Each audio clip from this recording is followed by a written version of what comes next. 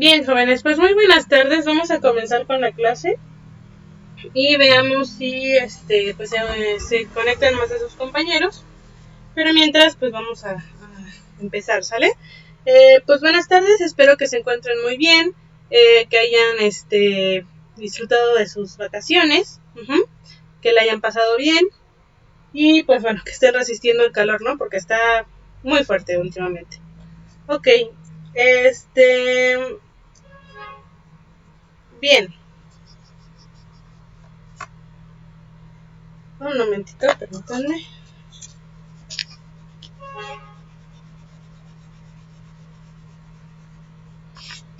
Pues bueno, vamos a continuar entonces con los temas de pues manejo integral del agua. Y por lo tanto, pues viene la pregunta, ¿no? ¿Qué recuerdan ustedes que vimos en la clase pasada? ¿Qué es lo último que recuerdan? ¿Los leo o los escucho?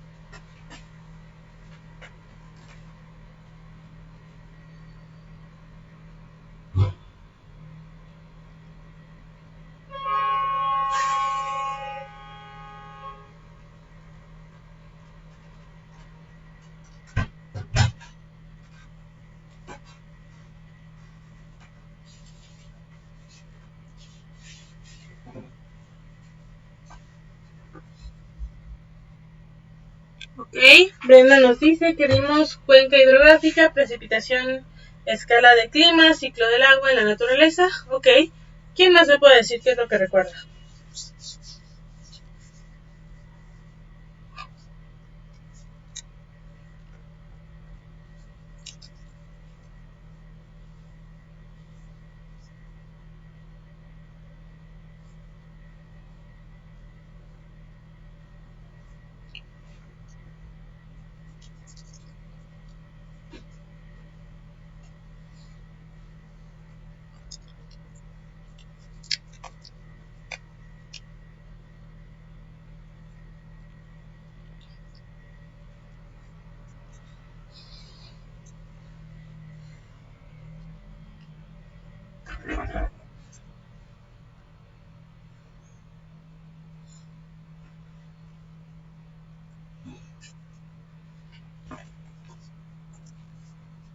¿Nadie más se acuerda de nada más? Zonas de recursos hídricos, precipitación, ok. Bien. Muy bien, jóvenes. Pues sí, básicamente eso estuvimos viendo y comenzábamos a ver también formas de medir la cantidad de agua que tenemos disponible dependiendo de el estado o en la parte del ciclo de agua que se encuentre, ¿no? Entonces, bueno, ok. Si se escucha mucho ruido, por favor me dicen.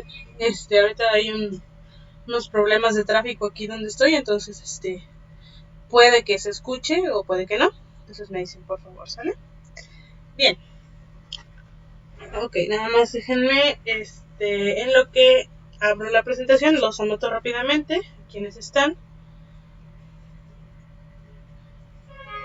Brenda Velasco,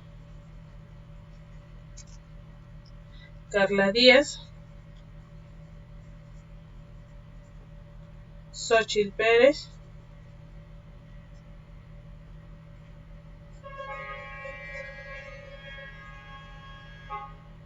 Lisette.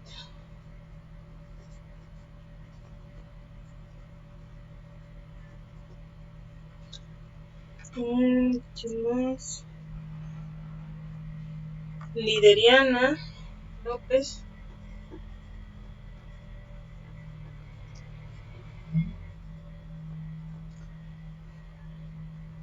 Marisela Merino.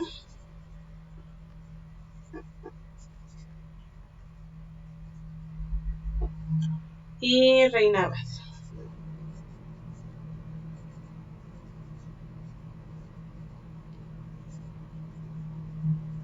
Ok. Bien. Recuerden, si alguien está compartiendo su celular o computadora para tomar la clase del día de hoy, nada más me avisan para que lo anote, por favor, ¿sale? Ok.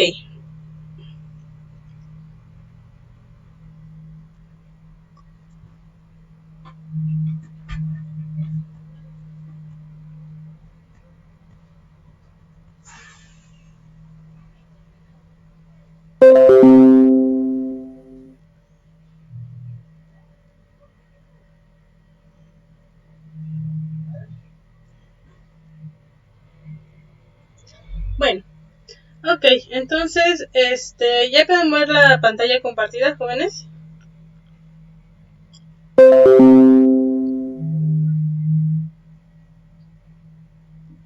Ok. Bien, entonces la clase pasada estuvimos terminando nuevamente de cerrar la parte de dónde viene un poco de historia, ¿no? Y los principios de la gestión integral de los recursos hídricos. Por qué surge, la importancia de sus puntos principales, etcétera, ¿no? Bien, después vimos el ciclo del agua y los componentes principales de esta gestión, la cual debe de ir cambiando constantemente dependiendo de pues las características que el cambio climático nos propicia, y para ello se necesita hacer un monitoreo de los recursos hídricos constantes y en consecuencia lo que nos den los estudios, y los resultados que nos den los estudios, pues entonces se van a hacer adaptaciones o se va a dejar de cierta manera, ¿no? La forma en la que se gestionen estos recursos. Bien. Ok. También estuvimos viendo, pues, nuevamente esto de parte de qué es un recurso hídrico, cuál es la mala, los principales puntos de la mala gestión del agua, la diferencia y similitud entre manejo, gestión y cogestión y para qué sirve cada uno. Vimos que es una zona de recarga hídrica, más o menos que es una cuenca hidrográfica. Y bueno, veamos entonces también que en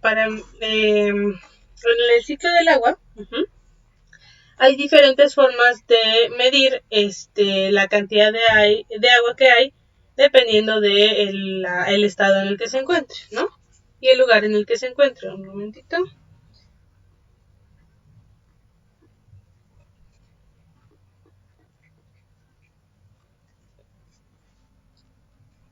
Ok.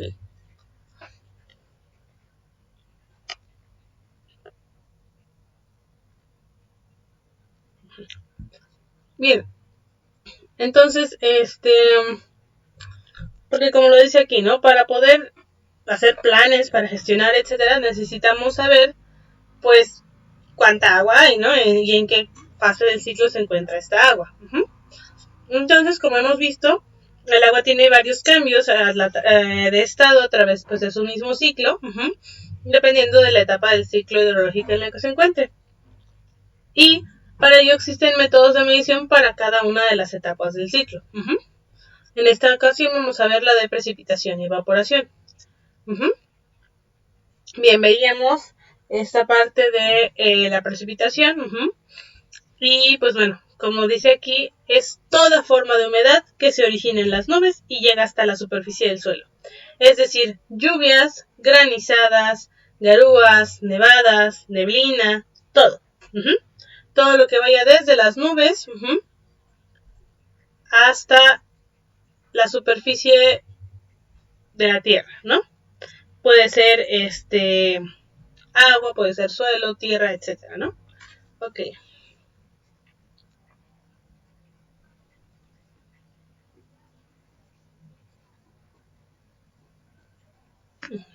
Ok. Y bueno, un dato rápido para preguntar, los jóvenes, ¿recuerdan qué son las garúas? ¿Quién me puede decir qué es una garúa?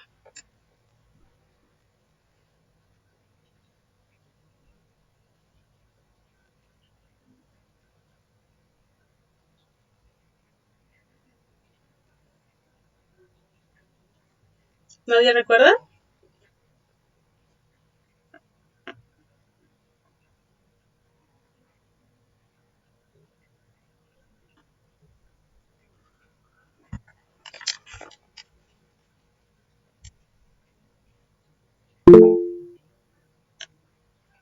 Un tipo de lluvia. Pero ¿qué característica tiene esta lluvia? ¿Se acuerdan?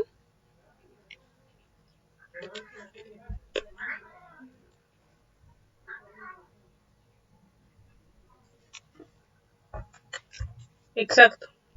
Una llovizna, ¿no? Básicamente. Bien, gracias. Y bien. Ok, gracias jóvenes. Permítanme un segundito, ya regreso.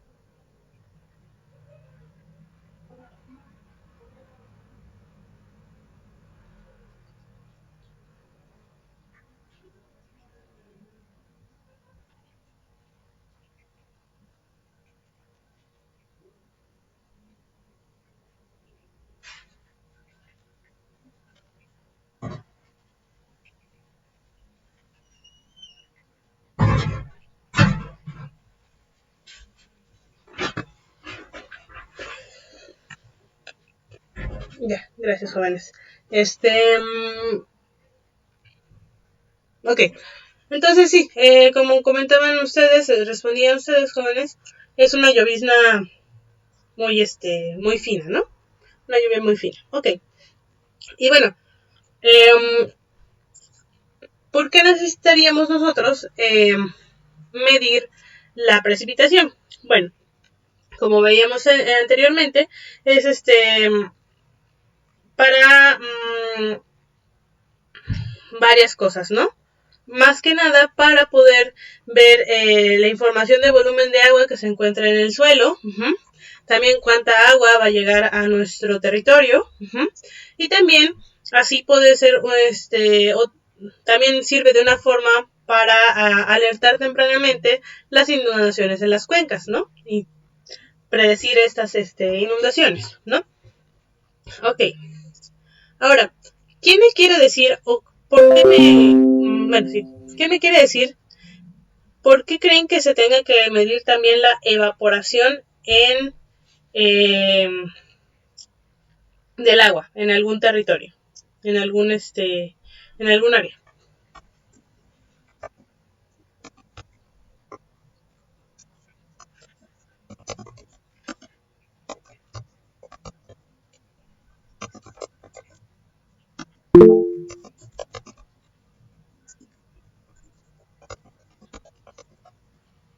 Un momentito, me escribo la pregunta y ya los voy leyendo.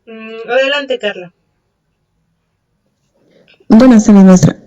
Creo que pues es para saber qué cantidad de agua o de precipitación tenemos disponible, por si se quiere sembrar algún tipo de cultivo o para ver la cantidad de agua disponible.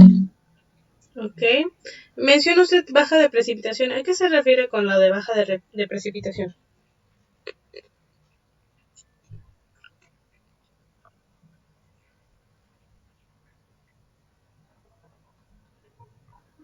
A la cantidad de líquido que pues hay en el ambiente de un ecosistema. Por ejemplo, interviene pues la temperatura, el impacto ambiental que se genera con contaminación de gases de efecto invernadero, o la tala de árboles, la erosión del suelo. Entonces tiene que ver en la precipitación que se va a obtener en el nuevo ciclo de lluvias, por ejemplo. Ok, bien, muchas gracias.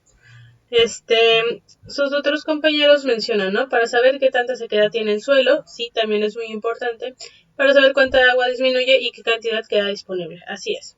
Vamos a ver ahorita un poco más adelante, ¿no? Bueno, ¿cómo se mide la lluvia? Para empezar, ¿no? Generalmente se usa este objeto, esta herramienta que se llama pluviómetro, y pues bueno, aquí nos dice, permite medir la altura de la lluvia. ¿Pero cómo? Bueno, recordemos, si nos acordamos, aquí tiene una boquilla más ancha y tienen forma en embudo para llegar a algo más angosto, a una forma cilíndrica. Entonces aquí nos dice aquí nos dice son 20 centímetros de diámetro y 60 de alto. Y bueno, se recibe el agua aquí en el embudo y se recolectando en esta probeta. Ok. Y entonces, pues se mide diariamente cuánta agua se almacena aquí en el pluviómetro. Y entonces, vemos aquí, ¿no? 1 centímetro de esta probeta es igual a 1 milímetro de espesor de agua en nuestro suelo. Es decir, 1 litro de agua por metro cuadrado. Por cada centímetro que contemos aquí, es 1 milímetro caído de agua, por decirlo así, y esto significa que hay más o menos 1 litro de agua por cada metro cuadrado. Entonces, pues bueno, así se pueden hacer a los cálculos y entonces se puede ver pues cuánta agua está cayendo. ¿Dónde está lo de...? Bueno. Ok, vamos a ver más adelante lo de la evaporación. Ahora, así vamos a medir cuánto está llegando, ¿no? Ahora, ¿cómo vamos a medir el escurrimiento y el aforo? Ok, ¿qué es el escurrimiento? ¿Ustedes qué creen que sea?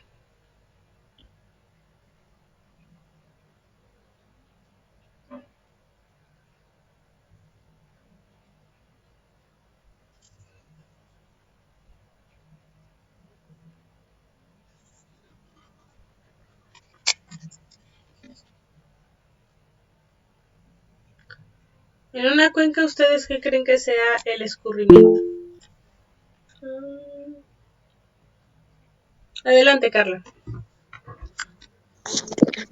Pues es la cantidad de agua que se va hacia los mantos freáticos, así como en los lugares donde no hay hierba o árboles, nada más el agua pues pasa en la superficie, es un escurrimiento de manera superficial, y aparte son las escorrentías, que son cuando hay una absorción, porque los árboles o la hierba que está en el suelo permite que se absorba y no solamente que pase el agua.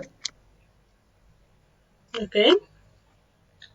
El transporte, y bueno, su compañera Reina dice el transporte de agua que corre en la superficie de la Tierra. Gracias, Reina. Bien, pues bueno, el escurrimiento es el agua que va a provenir de la precipitación que llueva y corre bajo o sobre la superficie del suelo y llega a una corriente para finalmente ser drenada hasta la salida de la cuenca. Entonces, básicamente no es exactamente el agua que se queda, sino el agua que se va a ir juntando hasta pues llegar a básicamente el océano, ¿no?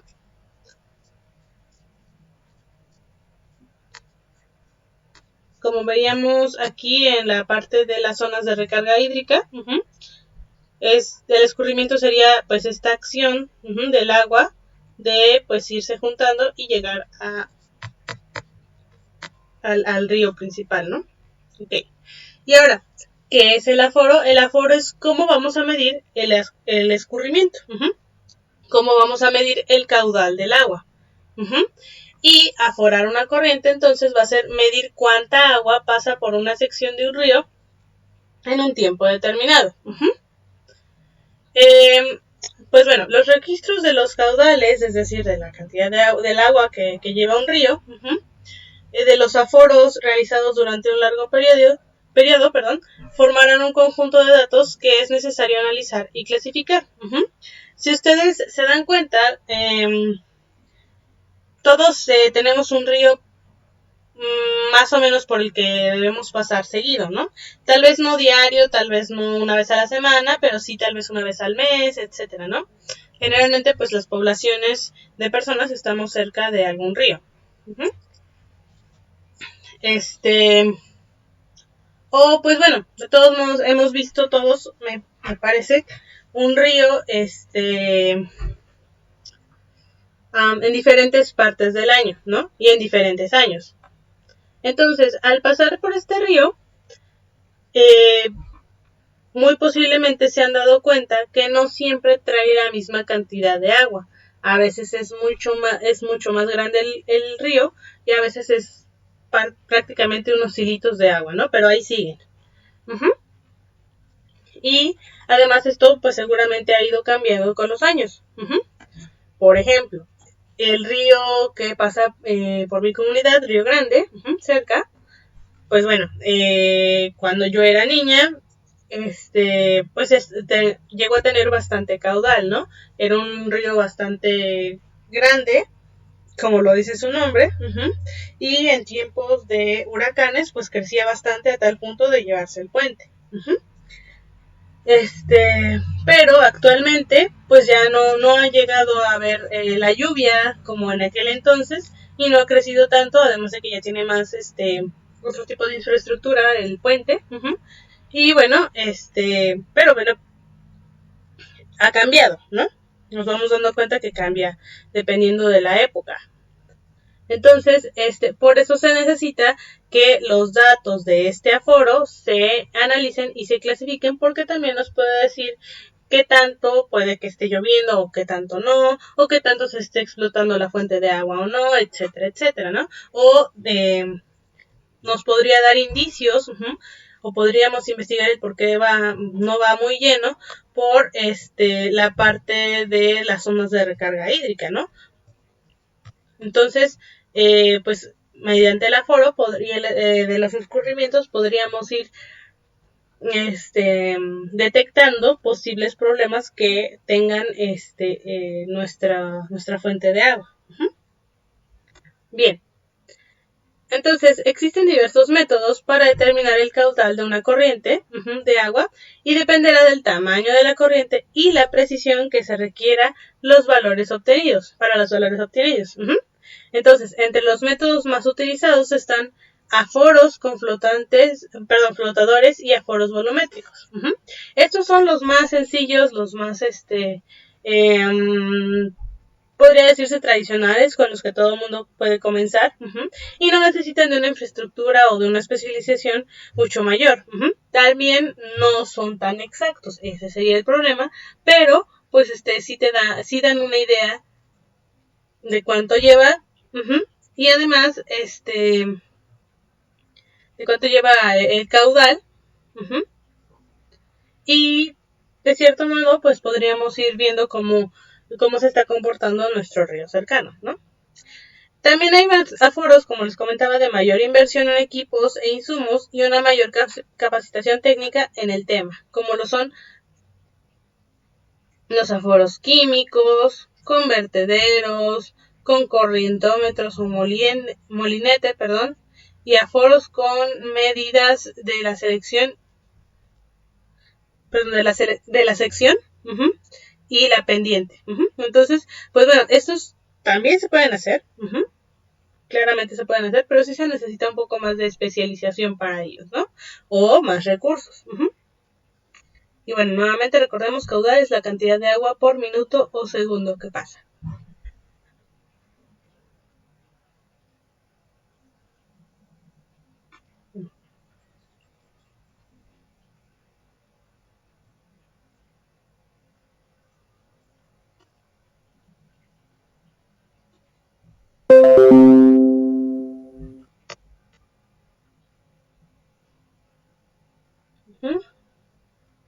Bien, ahora,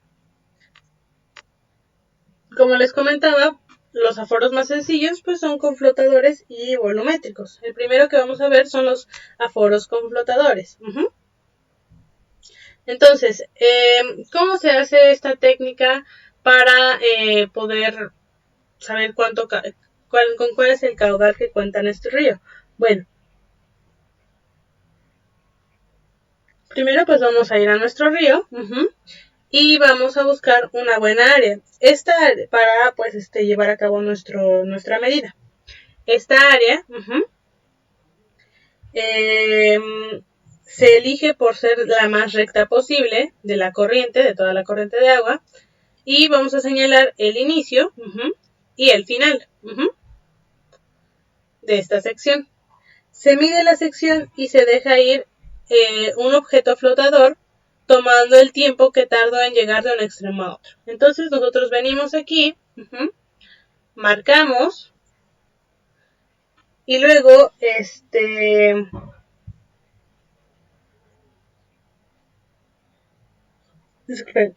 mide y entonces se pone aquí una pelota, un pedazo de madera, algo que flote y obviamente también se trata de que no haya ningún obstáculo por aquí como para que retrase la llegada de nuestro objeto flotante al otro lado.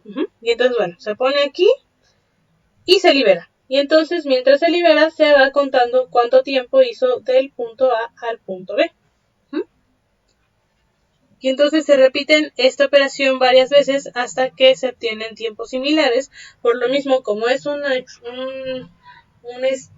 forma de trabajar bastante sencilla y si no es necesaria tanto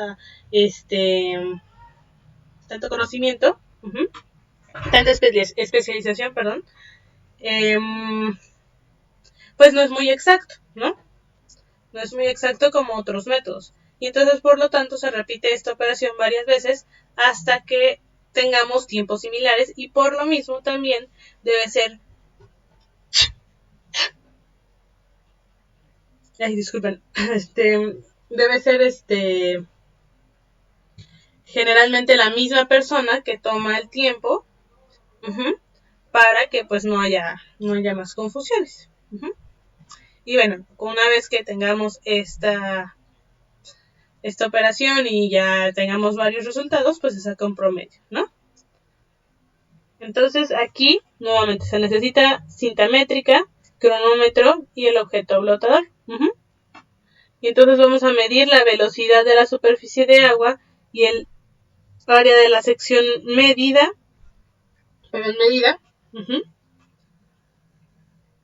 Luego con los valores se aplica la fórmula para obtener el caudal. Entonces cuando veamos el caudal vamos a multiplicar velocidad por área. ¿Quién me recuerda cuál es la fórmula de la velocidad?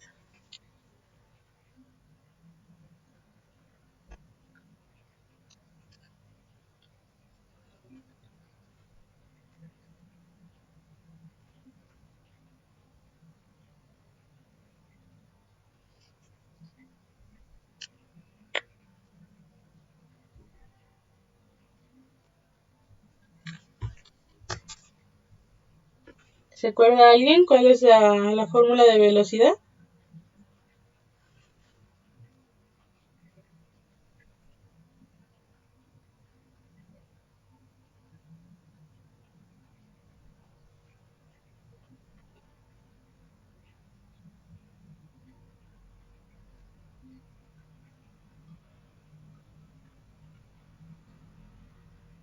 Exactamente, distancia sobre tiempo.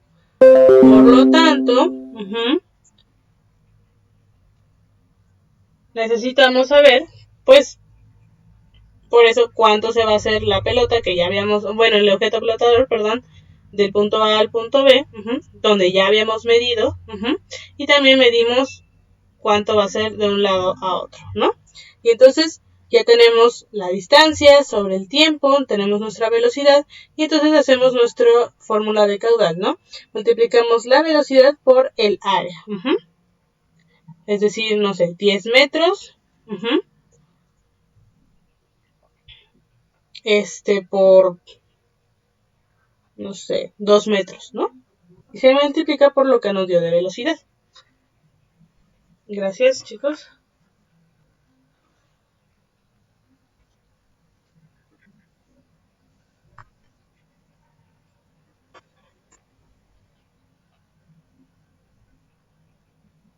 Ok. Bien, un segundo, jóvenes.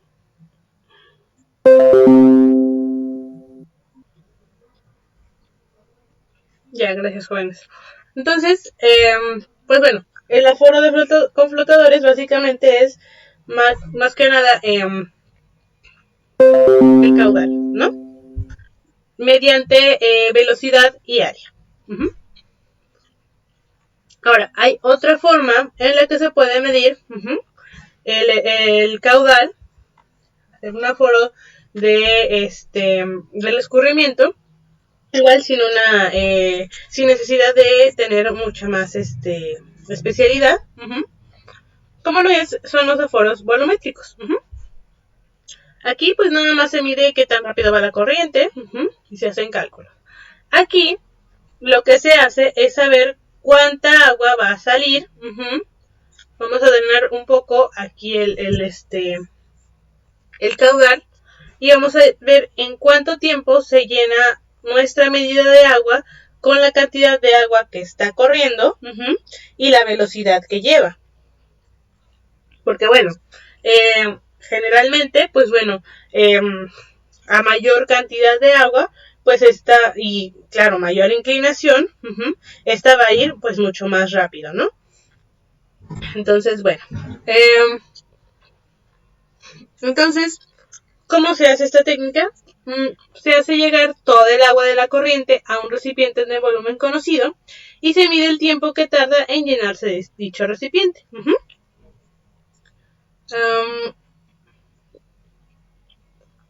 Se hace aquí una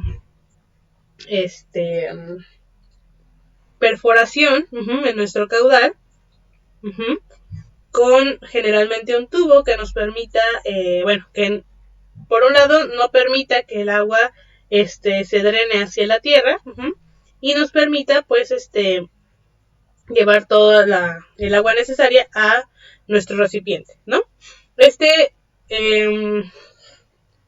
Esta técnica se realiza 3 veces y en caso de tener tiempos diferentes se saca un promedio.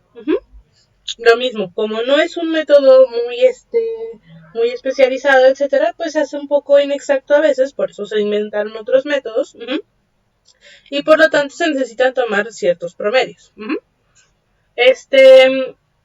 Entonces para esto necesitamos un recipiente y un cronómetro y entonces vamos a meter aquí este tubo más o menos por donde va el nivel del agua y hacemos que llegue aquí a nuestro recipiente, ¿no? Que va a estar calibrado. Generalmente las cubetas sí nos dicen, por ejemplo, porque vemos aquí, nuestros recipientes van a ser una cubeta,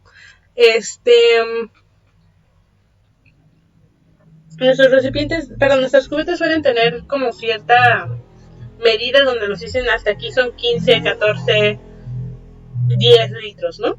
Pero muchas veces no están como que varían bastante las medidas, entonces lo mejor es que con una medición más exacta de 1 litro, tal vez, o medio litro, hagamos el llenado de esta cubeta. Se llenen más o menos unos 10 litros o un poco más, dependiendo de que vayamos a usar. Y entonces, una vez que ya indicamos nosotros mismos ya con más precisión cuántos litros hay o cuántos queremos contar, pues hacemos nuestras marcas y entonces ya comenzamos a, a llenar la cubeta con el agua, ¿no? Y si nos damos cuenta, obviamente pues la cubeta tiene que estar debajo del nivel del río, bueno, del caudal, porque si no, pues cómo se llena, ¿no?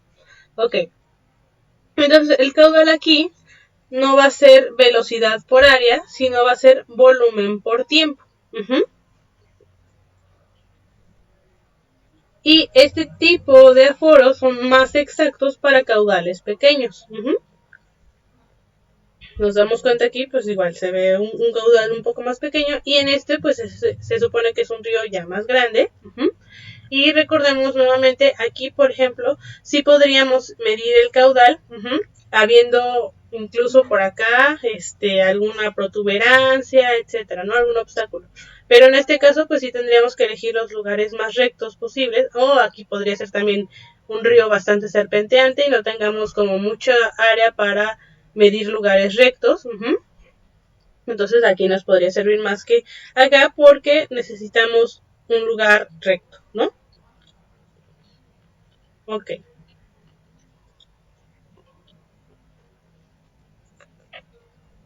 Y entonces, nuevamente, ¿para qué sirve medir los caudales? ¿Para qué nos sirve medir el agua en el ciclo en el que está de manera líquida y se encuentra en los ríos? Bueno, nos sirve, por ejemplo, para empezar, para calcular los caudales promedios diarios, mensuales y anuales de ríos, en quebradas u otras fuentes de agua de la comunidad. Básicamente, pues para saber cuánta agua está corriendo por nuestro río. Y entonces, así conocer la cantidad de agua disponible y cuánta se puede gastar para regar y consumir. Nuevamente, necesitamos saber cuánto tenemos para saber cuánto podemos utilizar. Obviamente, para planificar el uso de este recurso, también nos ayuda a hacer bases de datos que nos indican el registro de nuestro río y también incluso en estas bases de datos pueden indicarnos las medidas de otros ríos, ¿no?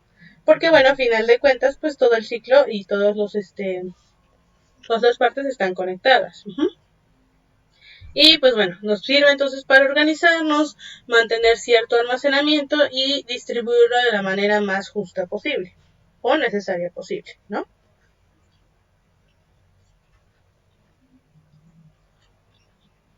Bien, ahora vamos con la parte de la evaporación.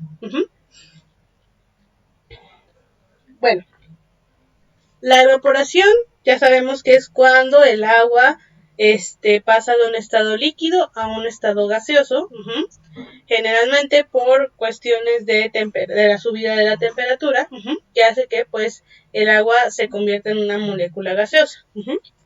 Ahora, ¿qué es la transpiración en el ciclo del agua? ¿Quién me puede decir? Lo hemos estado viendo, pero ¿quién me puede decir?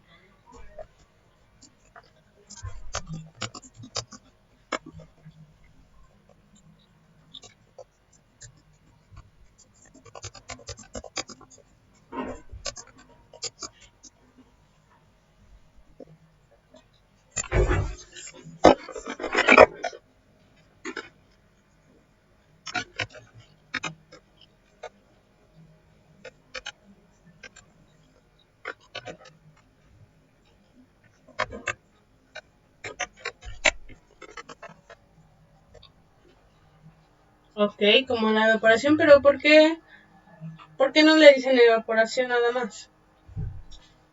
¿A quién se le ocurre por qué creen que puede ser?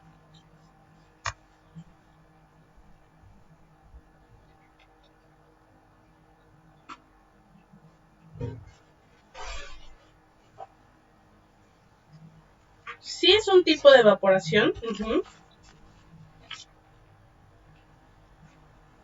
pero ¿qué es la transpiración?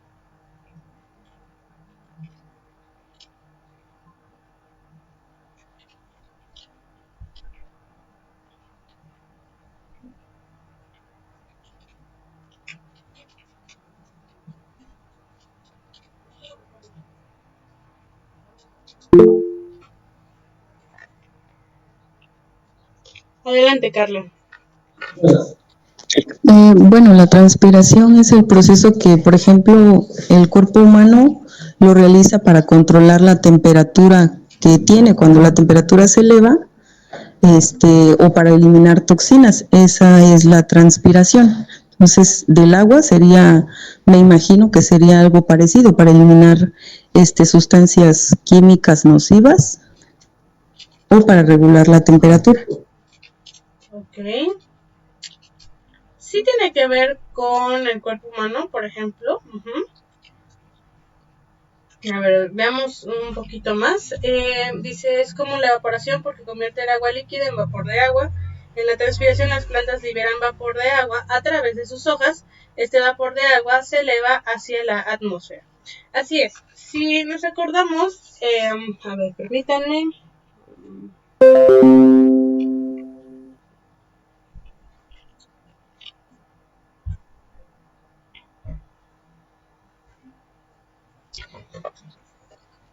Si nos acordamos,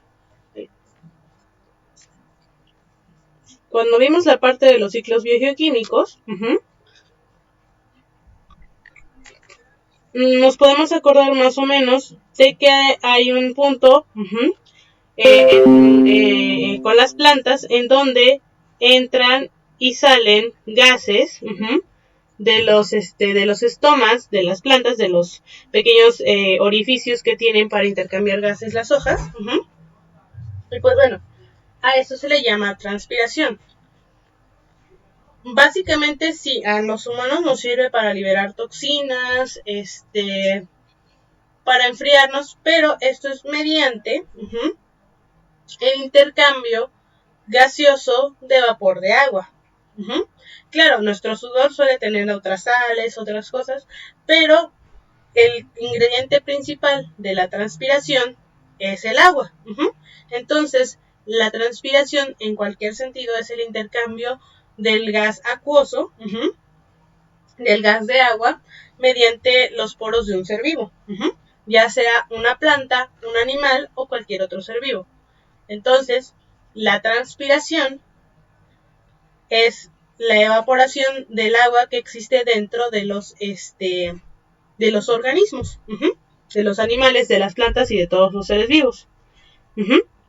Entonces, cuando vemos la evapotranspiración, es cuando sumamos la evaporación, es decir, el cambio del estado líquido al gaseoso en un cuerpo de agua, más la transpiración, que es el cambio de un estado líquido a un no gaseoso en un ser vivo.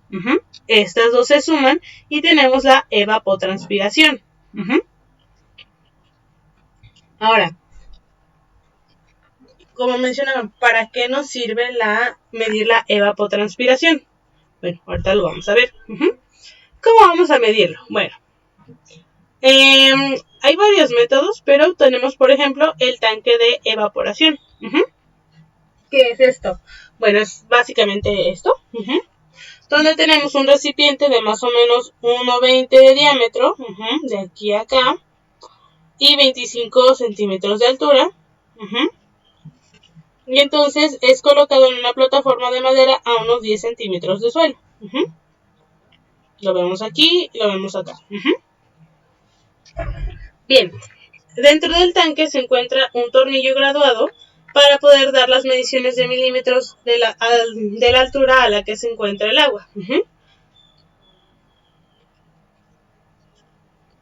Aquí vemos nuestro tornillo micrométrico, y este nos va a decir pues en qué nivel está el agua. Entonces, dentro del tanque se encuentra, aproximadamente a 1,5 metros de distancia del tanque se va a colocar un pluviómetro de la precipitación para tener control de cuánta agua está llegando al estanque. ¿Por qué? Porque bueno, aquí el tornillo del tanque nos va a decir cuánta agua ha bajado cuánto ha bajado el nivel de agua en el día. Lo llenamos hasta cierto punto y el tornillo nos va a decir cuánto ha bajado. Y el pluviómetro es para restarle además lo que ha llegado de esto, porque obviamente como la precipitación es todo el agua que cae de la nube a la superficie de la Tierra, pues también va a caer tanto en el pluviómetro como en este tanque algún tipo de precipitación en algún momento. Entonces, para que estas medidas no se vean afectadas por la cantidad de agua que cae, por lo tanto se hace, les digo, este cálculo, se ve cuánta agua se ha evaporado y además se le resta la cantidad de agua que cayó porque pues esta agua que cayó también repuso cierta cantidad en el tanque y no estaríamos viendo cantidades exactas, ¿no? Y entonces, pues bueno, se suman los valores. Y bueno, ¿para qué nos serviría medir la evapotranspiración? Nuevamente, para poder planificar mejor el uso y aprovechamiento de los recursos.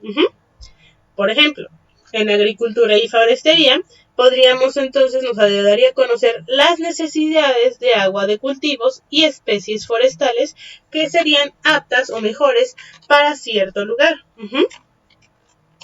Por ejemplo, si necesitamos un árbol que necesita mucha agua, y lo llevamos a un lugar en donde la evapotranspiración es muy alto y hay poca precipitación, entonces, pues bueno, no es muy conveniente poner ese árbol porque si queremos que siga vivo y se mantenga más o menos bien, entonces necesitaríamos emplear una gran cantidad de agua que no existe en nuestro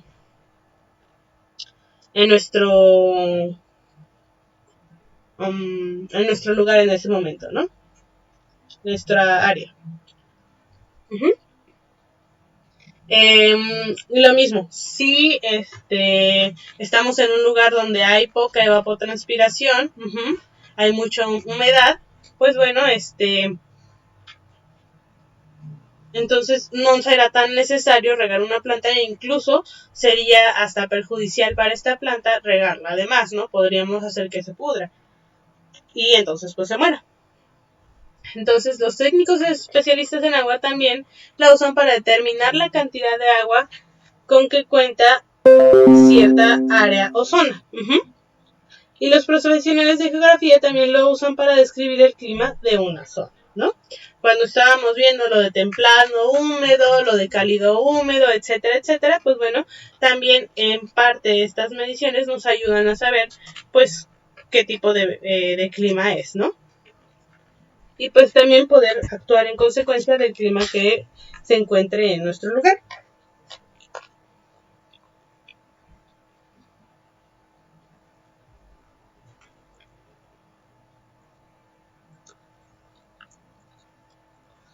Ok, Carla, ¿quiere decir algo usted?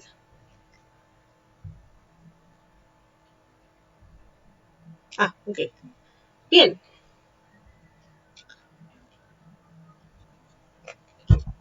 Ok. Vamos a empezar a ver ahora entonces fenómenos naturales que tienen que ver con temporadas de sequía, temporadas de inundación, etcétera, etcétera. Entonces, para empezar, les pregunto yo, ¿quién me puede decir qué es el fenómeno del Niño? ¿Qué saben del fenómeno del Niño?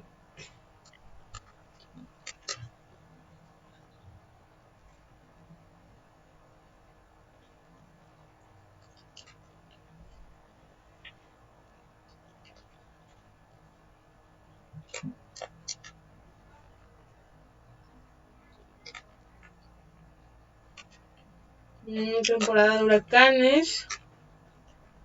Bueno, me parece que sí se incrementan un poco más.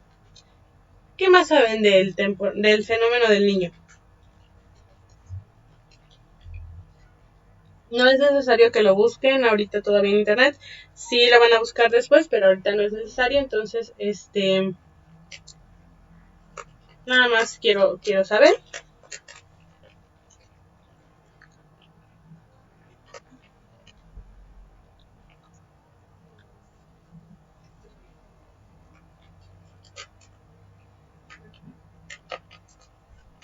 ¿Quién más tiene otra idea acerca del fenómeno del niño?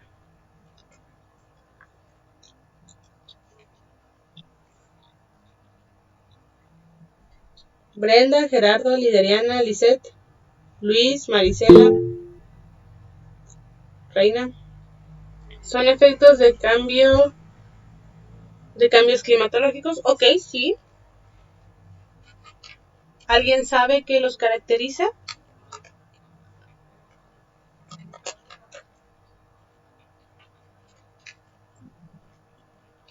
Efectos del clima, bien. Ok. ¿Y alguien sabe en qué? Ajá, ok. Un fenómeno climático. Ok. ¿Alguien sabe si nos encontramos ahorita en el efecto del niño o el de la niña? ¿O en ninguno de los dos? ¿Qué saben de eso?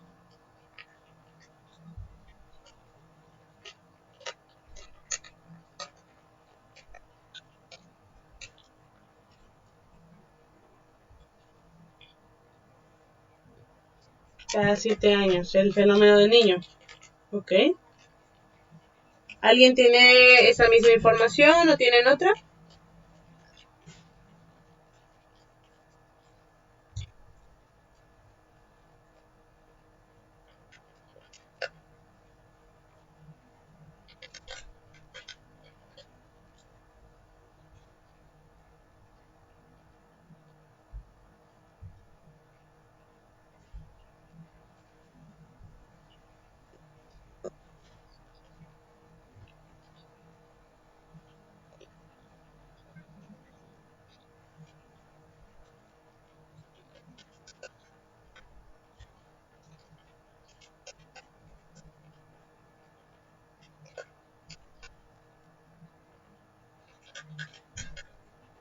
Ok, bien.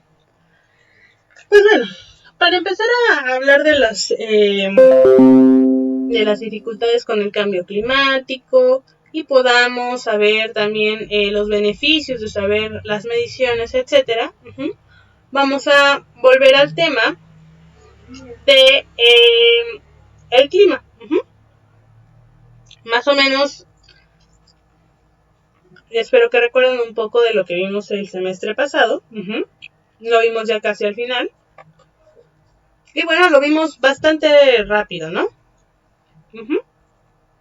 Ok, para empezar, el fenómeno del niño es un fenómeno climatológico, un fenómeno climático. Es algo que se va a dar en ciertas ocasiones. Bien, y su contraparte, entre comillas, es el fenómeno de la niña. Y a veces puede estar entre uno y otro. Ok. Antes de comenzar con el clima, les voy comentando. Van a exponer sobre el fenómeno del niño y de la niña. Bueno, van a investigar sobre estos fenómenos. Y bueno, les pregunto para ello, ¿ya han hecho trabajos en equipo?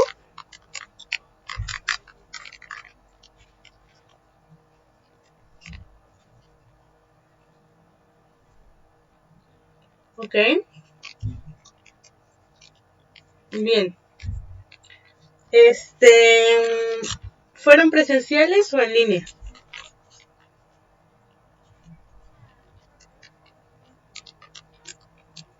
Ok. Perfecto. Bien, y bueno, también les pregunto, ¿cómo se organizaron los equipos? ¿Ustedes eligieron? ¿Fue por región o cómo lo eligieron? ¿Cómo fueron sus equipos?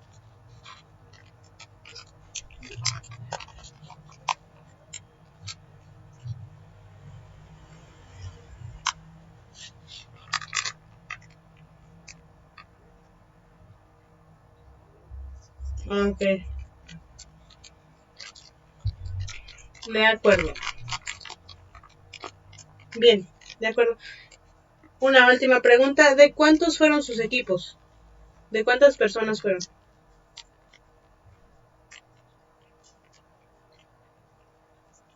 Ok, hubo un equipo de 2.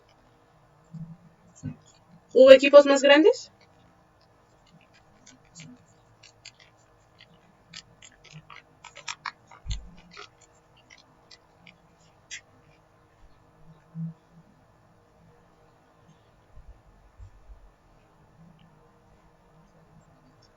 Ok, 7.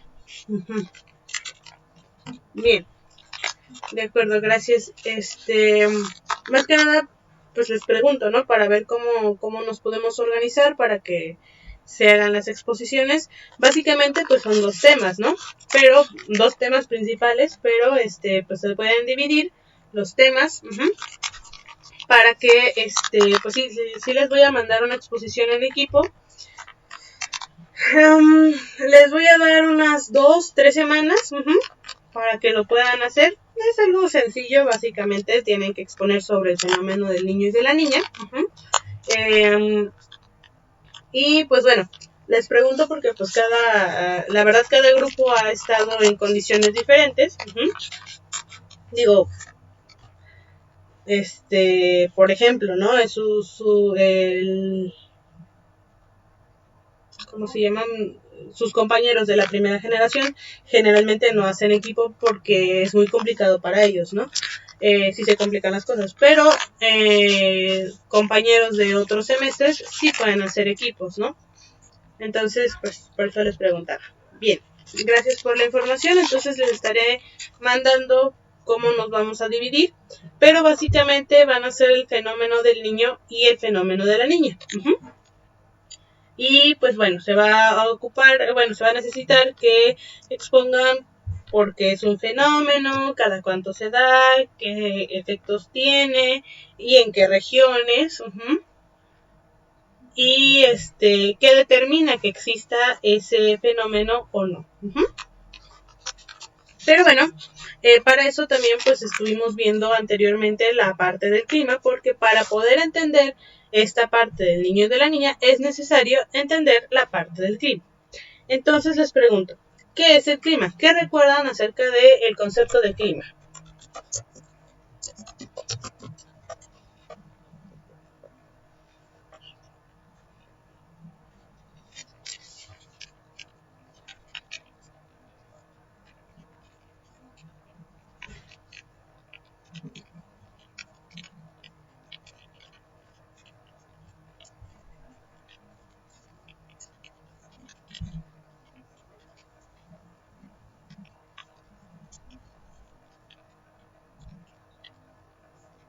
Ok, es el tiempo que predomina en un lugar. ¿Quién más? Condiciones meteorológicas.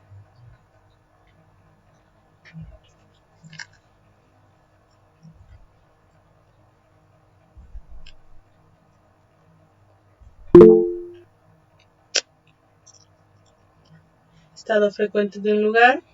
Bien.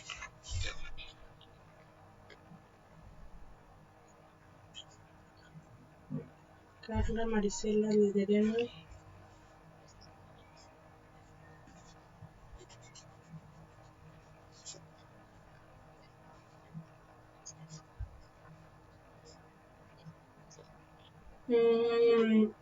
Luis dice las condiciones meteorológicas que caracterizan un lugar. Gracias, Luis.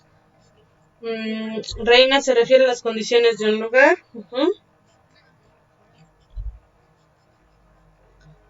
Y Carla y se denomina por la temperatura, la precipitación y la ubicación geográfica. Ok, bien. Ahora, ¿qué es el tiempo? Obviamente climatológico, ¿no?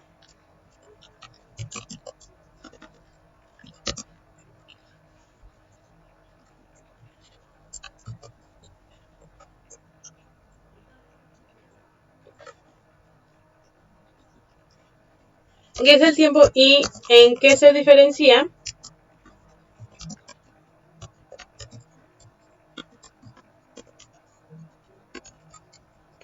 con el clima?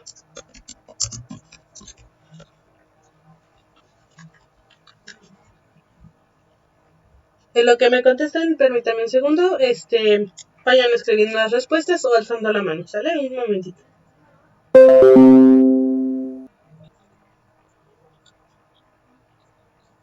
Gracias, jóvenes. A ver, dice Reina, el tiempo es espacio en que ocurre una condición climática. El clima es un estado como el calor, lluvia.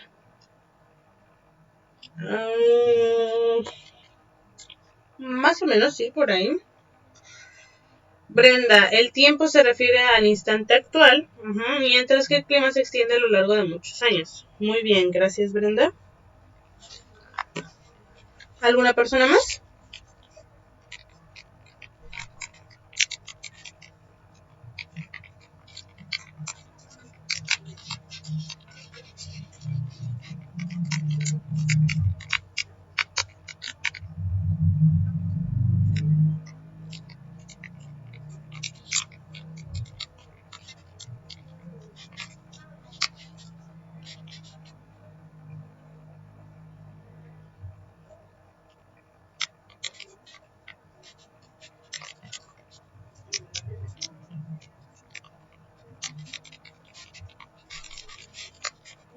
Ok. El tiempo se refiere a un periodo corto, mientras que el clima abarca un periodo largo. Gracias, Ochi. Y Carla, el tiempo se refiere a las condiciones atmosféricas por periodos cortos. Por ejemplo, hoy. Muy bien.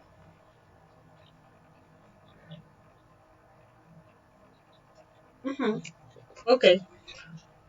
Sí, así es, jóvenes. Y el clima es el tiempo que predomina en un lugar por periodos largos. Así es. Entonces, el clima es el conjunto de cambios de temperatura, humedad que se producen en la atmósfera, en la tierra y agua. Entonces, el tiempo nos va a decir el estado de la atmósfera en un lugar y tiempo determinados. Un tiempo y lugar cortos, ¿no? Y el clima nos va a dar el tiempo que predomina. O sea, el clima va a ser el tiempo que vaya a predominar, el estado de la atmósfera que va a predominar en un lugar durante un largo periodo de tiempo. Obviamente, entonces aquí vemos que, exacto, ambas van a describir condiciones atmosféricas, solamente que uno va a ser en función de un corto periodo y el otro de un periodo mucho más largo. Y lo mismo también con el área. Además de que, pues bueno, el tiempo, el promedio del tiempo, nos va a decir qué clima va a haber, pero también dependiendo del clima, es el tipo de tiempo que va a haber. Es decir, nuevamente,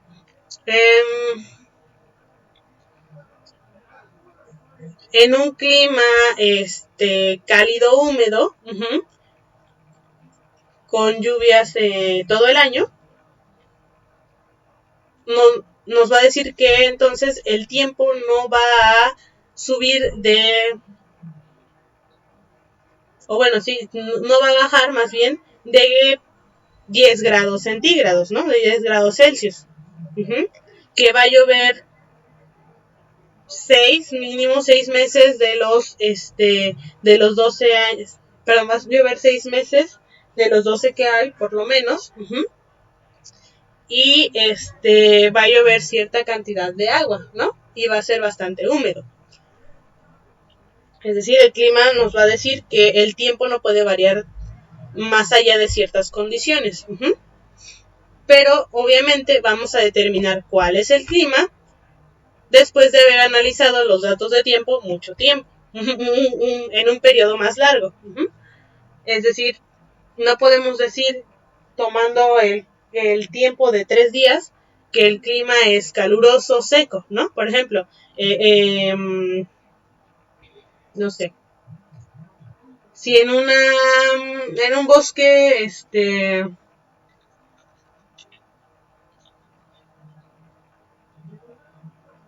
caducifolio, un bosque tropical caducifolio, si vemos que llueve 3 días seguidos y llueve muchísimo, entonces no vamos a decir, no, es que aquí no es tropical caducifolio, este es un bosque tropical, bueno, no caducifolio, porque esta parte caducifolio y bosque es ¿cómo se llama? Es parte más de una vegetación, ¿no? Pero bueno, nos dice que hay hay cierta humedad, pero en cierta parte del año hay mucha resequedad, hay sequía. Entonces no podríamos decir con 3 días que llovió, que estuvimos ahí, que va a llover siempre todo el año y va a ser el mismo clima todo el año. Tendríamos que hacer estudios y no solamente de un solo año, sino de varios años para decir, sí, aquí tiene un clima seco o húmedo o tropical o templado o frío, ¿no? Bien. Y pues bueno, nuevamente vemos que para el tiempo, a pesar de que están hablando ambos de condiciones atmosféricas, el tiempo va a ser sus factores principales van a ser la precipitación, el viento y la temperatura, mientras que en el clima van a ser la distancia de los polos, la distancia al mar, el relieve y la altura. Estos de aquí van a decir qué clima o van a determinar más el clima que la precipitación, viento y temperatura. Y lo mismo, estos de aquí van a decir más qué tiempo va a hacer. Y van a determinarlo de una mejor manera. Ok. Entonces, recordemos, el sistema climático va a depender de varios factores. No solamente va a depender de la atmósfera, si bien el clima, el tiempo, son condiciones atmosféricas, estas condiciones no solamente van a depender de la atmósfera, también van a depender de la hidrosfera, de la criosfera, de la superficie terrestre y de la biosfera. ¿Por qué? Porque todas las condiciones atmosféricas van a depender de grandes movimientos de masas de aire que van a pasar a través de varios lugares, ya sean terrestres, bióticos, congelados, a través de varias masas de agua, y van a ser influenciados por esto, y por lo tanto se van a enfriar más estas masas de aire, o se van a calentar más, o van a estar más húmedas o más secas, etcétera, etcétera, ¿no? Entonces, por eso el sistema climático, a pesar de que el clima nos describe de las condiciones atmosféricas, va a depender de más que solo la atmósfera. Va a depender básicamente de todo nuestro planeta.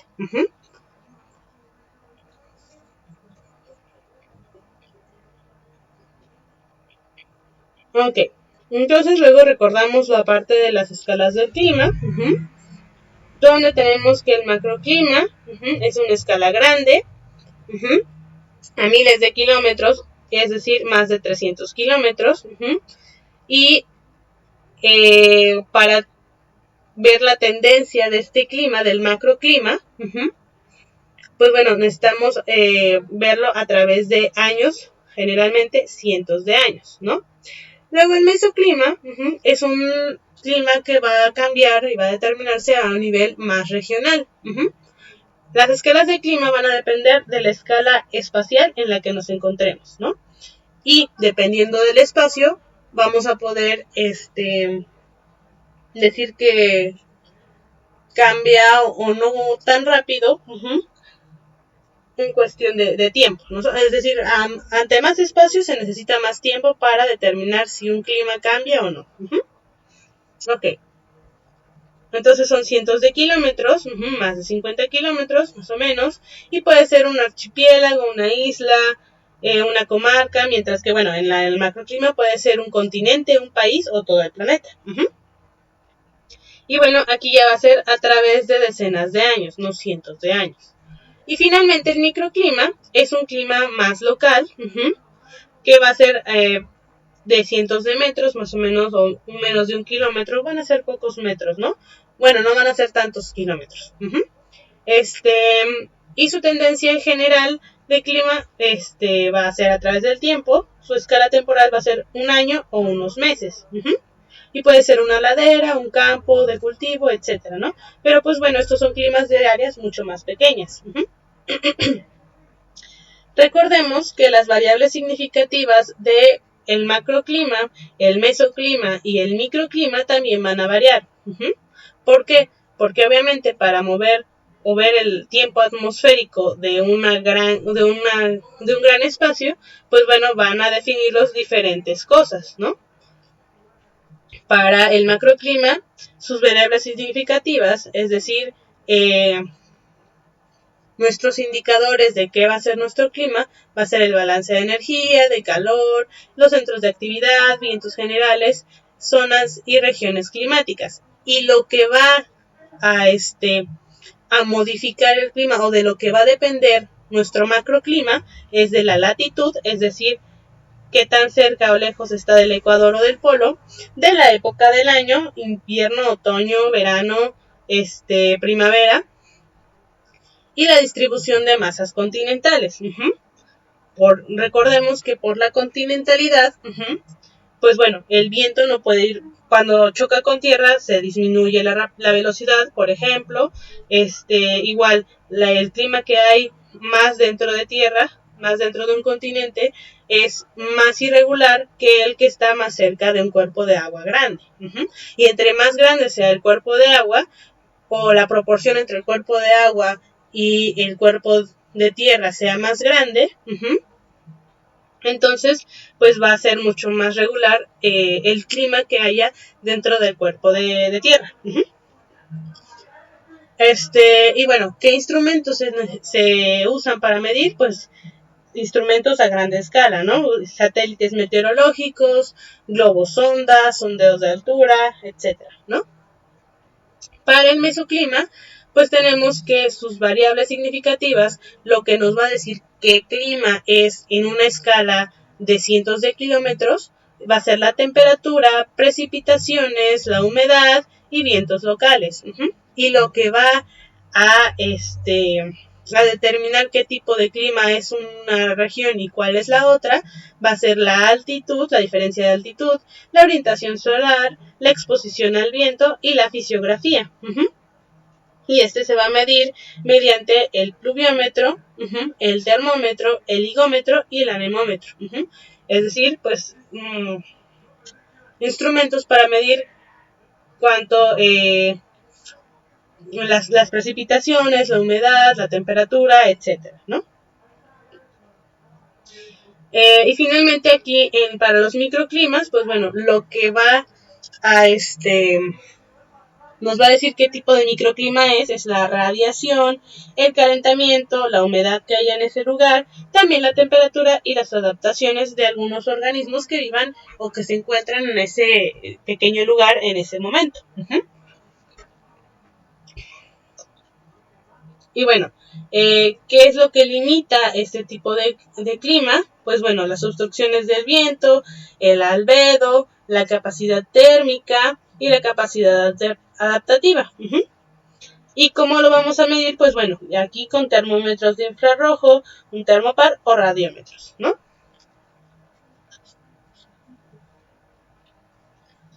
A ver, vamos a regresar a esta parte de elementos y factores. ¿Quién me puede decir cuál es la relación entre los elementos y los factores de clima?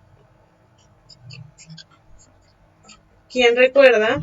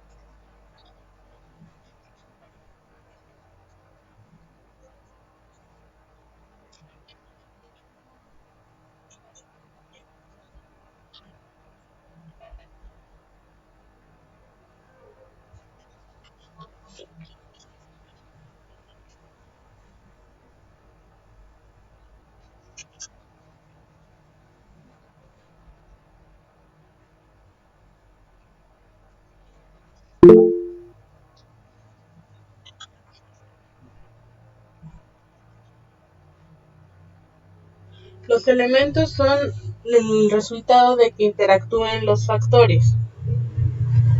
Muy bien, gracias Laura. ¿Quién más me puede decir?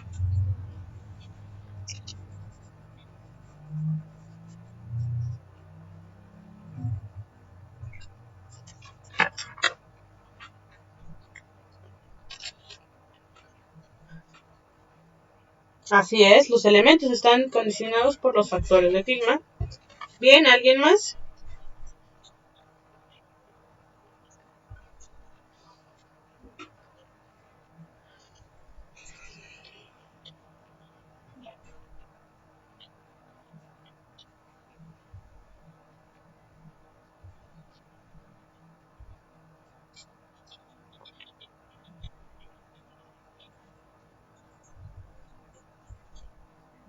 Los factores determinan los elementos del clima, así es.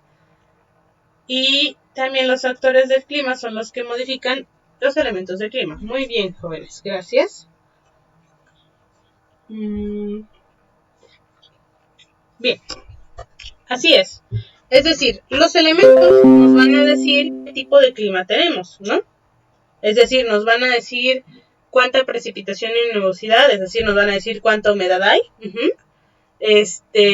Bueno, sí, cuánto va a llover. Nos van a decir si es un clima húmedo o seco, o si es cálido, o es frío, templado, con lluvias en verano, en invierno, todo el año, etcétera, ¿no? Estos elementos son los que nos van a indicar, los vamos a medir, los vamos a revisar y nos van a decir qué clima es.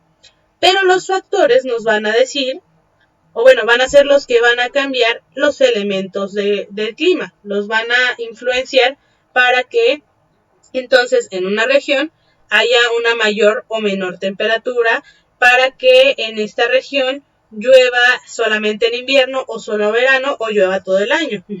La latitud, recordemos, es un gran factor, un factor muy importante, pero también la continentalidad, las corrientes oceánicas, la circulación atmosférica, la vegetación, la orografía y la altitud. Bien, jóvenes. Entonces, recordemos que la insolación es la cantidad de calor solar, de luz solar, que va a llegar a la superficie terrestre y va a irradiar las capas bajas de la atmósfera. Hay que recordar que no es lo mismo que la insolación como una afección hacia las personas, hacia un ser vivo. Cuando decimos que a alguien le dio insolación, es porque estuvo mucho tiempo bajo el sol. Pero en el caso del clima, hablamos del calor solar que llega a la superficie terrestre. A veces, dependiendo del lugar en el que se encuentran, va a haber una mayor o menor insolación por la inclinación de nuestra Tierra y también la distancia. Recordemos que nuestro planeta, como es redondo, va a tener una mayor insolación aquí en el Ecuador que más cerca de los polos. ¿Por qué? Porque aunque no sea mucho, esta distancia es significativa para la cantidad de energía solar que va a llegar a estos lugares.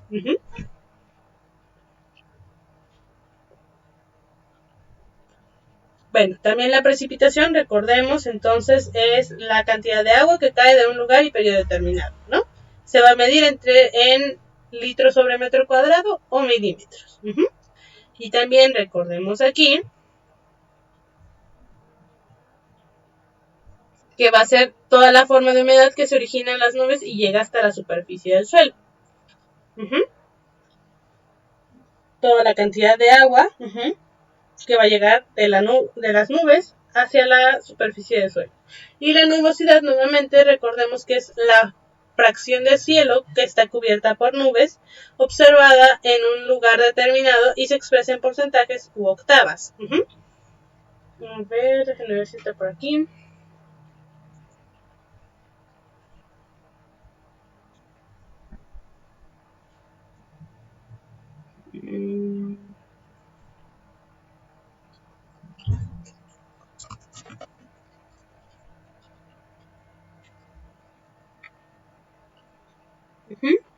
Recordemos que cuando queremos medir la nubosidad, pues bueno, tenemos nuestro cielo Y obviamente, pues si queremos ver el porcentaje de todo nuestro cielo va a ser complicado. Entonces, cuando se van a medir estos datos, generalmente tiene que ser la misma persona para que pues sean los mismos estándares más o menos de nubosidad. Después vamos a tener nuestras manos en un ángulo entre el pulgar y el índice, como vemos aquí, de 90 grados, y vamos a simular a que estamos viendo un pequeño rectangulito, y en este rectángulo obviamente lo vamos a poner en el lugar donde nos dé, pues, sea más significativo de nuestra nubosidad, y vamos a decir cuánto está cubierto por nubes y cuánto no.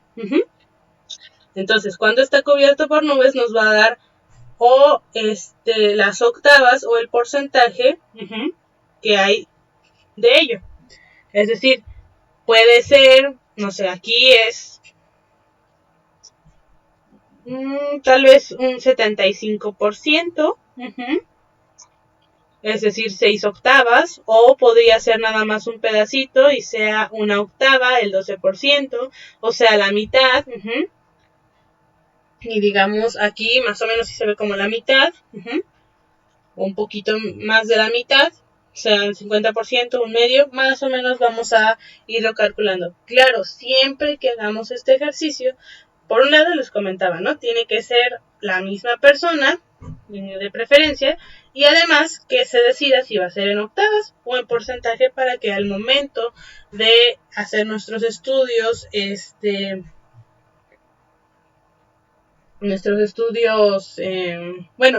revisar nuestros datos de laboratorio, y los organicemos, pues no tengamos que estar cambiando constantemente en octavas y porcentaje, nada más que se encuentre en una sola unidad de medida, ¿no? Ok. ¿Vamos bien hasta aquí, jóvenes?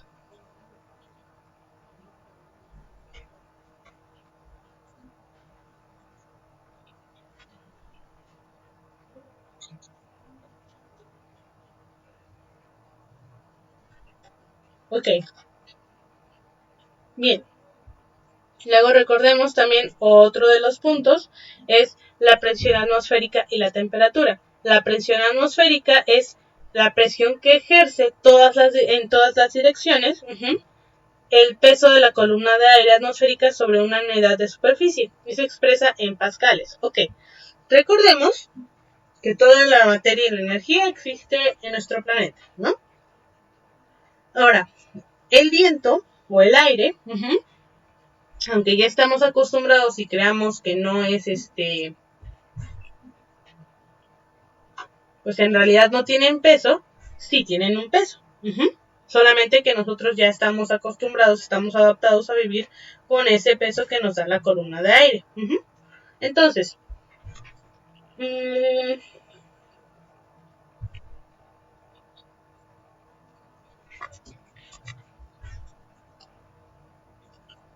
si tenemos a nuestro planeta,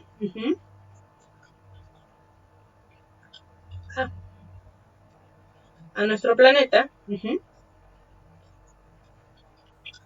y recordemos que obviamente pues hay algo que se llama gravedad, que siempre va a ir hacia el centro de la Tierra. Bueno, imaginen que todo va hacia el centro de la Tierra. Ok, pero si tomamos un pedazo de aquí, y bueno, aquí es nuestra atmósfera, podríamos ver que pues tenemos aquí nuestra Tierra, nuestra atmósfera, y bueno, este es el espacio.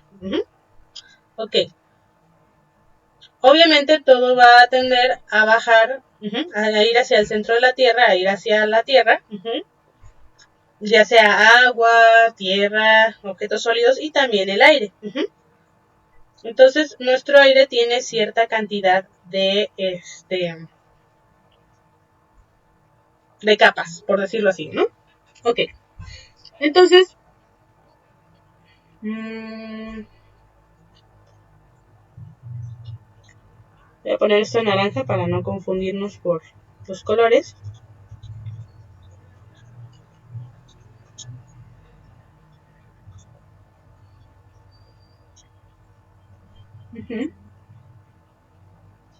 Ahora, si nosotros nos encontramos aquí, como este puntito verde, la cantidad de aire que nos llega sería lo de 2 capas, básicamente, ¿no? Si nosotros nos encontramos en este puntito, sería 1, 2, 3, 4, 5 capas. Y si nos encontramos aquí, sería 5, 6, 7, 8 capas, ¿no? Entonces, obviamente, entre más cerca estemos del nivel del mar, o más lejos estemos de pues el espacio exterior, más capas de aire van a caer sobre nosotros y va a haber una mayor presión. Entonces, básicamente es eso, la presión que ejercen las capas de aire sobre nosotros. Bien, y la temperatura es la cantidad de energía calorífica que posee el aire atmosférico y se mide en grados Celsius o Fahrenheit. Es decir, pues sí, la energía calorífica que recibimos del sol, generalmente, y que se encuentra en la atmósfera. Es decir, cuánto calor hace, básicamente, ¿no? Pero, pues bueno, cuando decimos calor, pues ok, es eso básicamente, ¿no?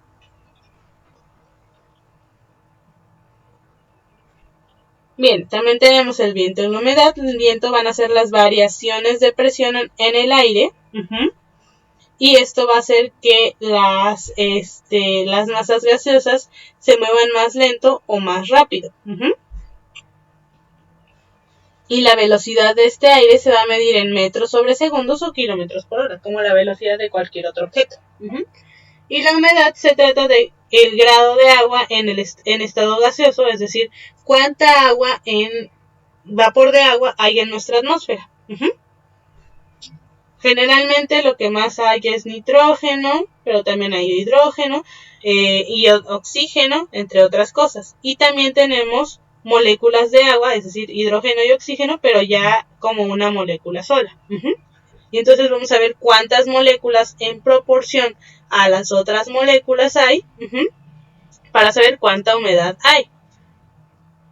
10, 20, 30, 60, 80, 90, 100.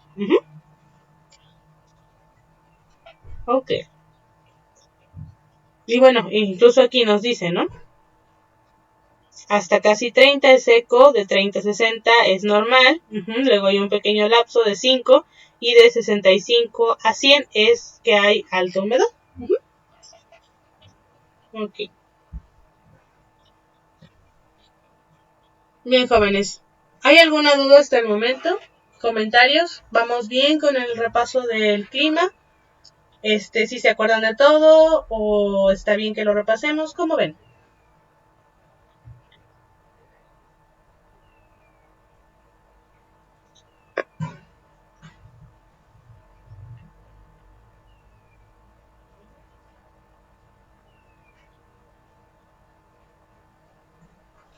¿Van quedando las cosas más o menos claras?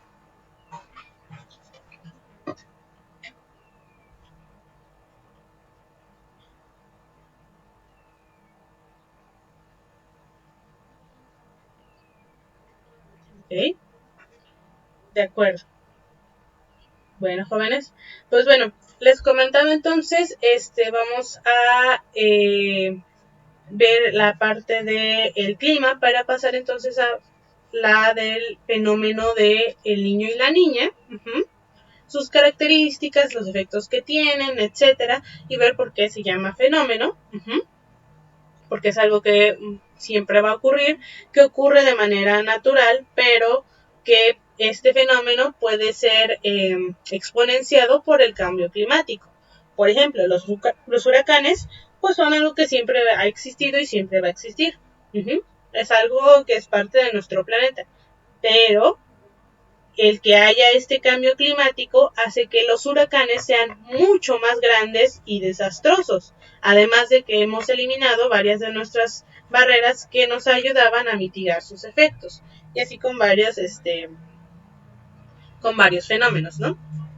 lo mismo, el cambio climático es un fenómeno que se ha estudiado y es normal, pero el cambio climático que estamos experimentando es muy acelerado porque nosotros con las emisiones que hemos tenido y al eliminar gran parte de los reguladores naturales, llámese árboles, glaciares, etcétera, hemos hecho que este cambio climático sea mucho más rápido y pues bueno, nos está generando muchos problemas, muchos cambios, desastres naturales más fuertes y también ha generado desplazamientos y extinciones, ¿no? Pero bueno, ok. Esto nada más lo resalto porque es importante, ¿no? Saber que todo tiene un porqué, todo tiene su importancia, pero como sabemos todo exceso es malo, y romper ciertos equilibrios pues nos afecta a todos, ¿no? Muy bien, jóvenes, pues vamos a dejarlo hasta acá, ya faltan menos de 15 minutos. Les recuerdo, va a haber la exposición, entonces todavía no les he enviado ni los temas, ni cuántos van a ser, ni de cuántos van a ser los equipos, pero sí ya más pueden ir ya pensando más o menos a quienes tienen en mente para poder hacer sus equipos. Estos equipos van a ser completamente en línea.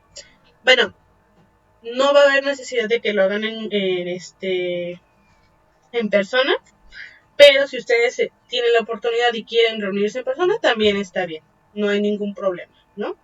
Yo lo digo por ejemplo, compañeros de estudiantes de su generación, que yo sé que no viven cerca de las regiones, hay muchos que son de la ciudad de Oaxaca, pero otros no, otros son de otros estados, entonces yo sé que se les complica, pero yo creo que en línea sí pueden trabajar.